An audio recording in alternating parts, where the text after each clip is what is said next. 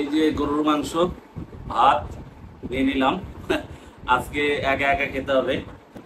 আসসালামু আলাইকুম ওয়া রাহমাতুল্লাহি ওয়া বারাকাতুহু। আশা করি সবাই ভালো আছেন। আমি আল্লাহর রহমতে ভালো আছি। আজকে বাসায় একা, সবাই বাড়িতে গেছে কুরবানিদের ছুটির কারণে। যেহেতু বাড়িতে একা, রান্না করে খেতে হবে। আহ, তার আগে একটু বলে নিই, আমার ওয়াইফ রান্না করে থেকে গেছে ফ্রিজে মুরগির মাংস, কিন্তু আমার গরুর মাংস খাওয়ার ইচ্ছা হয়েছে। তাই নিচে গিয়ে প্রায় 1.5 কেজির মতন, একটু 1 কেজির একটু কম, আবার হাফ কেজির একটু বেশি গরুর মাংস নিয়ে আসছি। ওটা রান্না করলাম। গরুর মাংস আর গরম ভাত আর ট্যাংরা মাছের ভাজি আছে, এগুলো দিয়ে আজকে খাবো। তো চলুন, আমি গরুর মাংসটা কেমন রান্না করলাম আপনাদেরকে একটু দেখাই। এই যে রান্না করেছি সাদা ভাত, আর এখানে রান্না করেছি গরুর মাংস। বললাম না হাফ কেজির একটু বেশি। যেহেতু আমি একা একাই খাবো, সমস্যা নাই। এই রান্না করলাম, এখন আমি খাবো। খেতে খেতে আপনাদের সাথে কথা হবে। আলহামদুলিল্লাহ, এই যে গরুর মাংস ভাত নিয়ে নিলাম।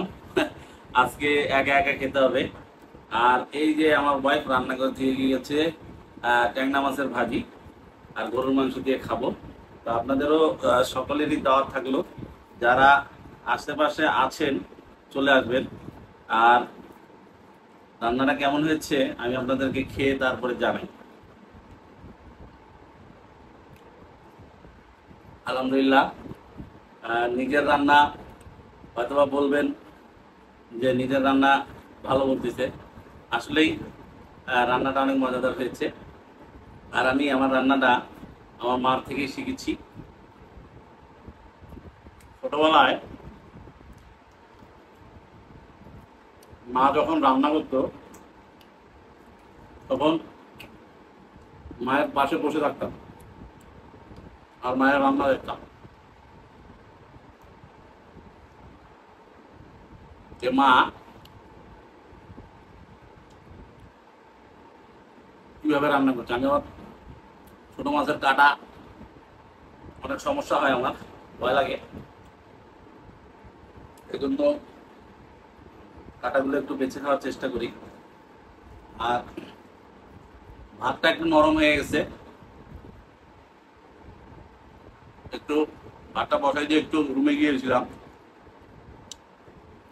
এই জন্য ভাতটা একটু নরম হয়ে গেছে। তো একা থাকা মজার বিষয় হচ্ছে এটাই, রান্না করে খেতে হয়। এটা এক ধরনের মজা আর এক ধরনের কষ্ট। আপনারা ভাববেন না যে আমি বাসায় গরুর মাংস দিয়ে খাচ্ছি আর আমার ছেলেরা কি দিয়ে খাচ্ছে। আমার ছেলেরাও গরুর মাংস দিয়ে খাচ্ছে, সেই ব্যবস্থা করেই দিয়েছি।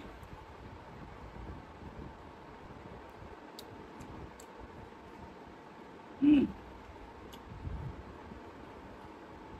ট্যাংরা মাছের ভাজি কার কার ভালো লাগে জানাবেন।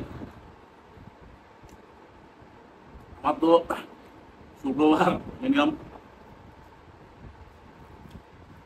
যদি গরুর মাংস না থাকে আমার ভালো লাগে না। 2 পিস হলেও গরুর মাংস থাকতে হবে,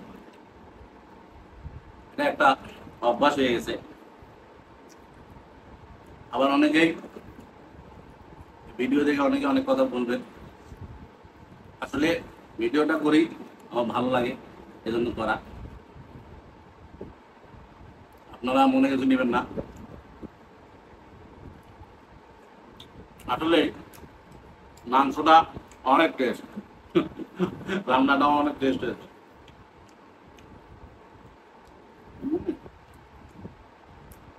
এই মজা,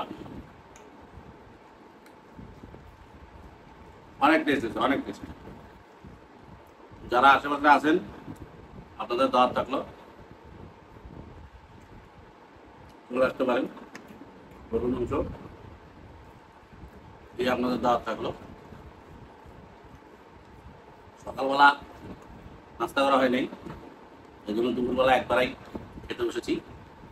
সবাই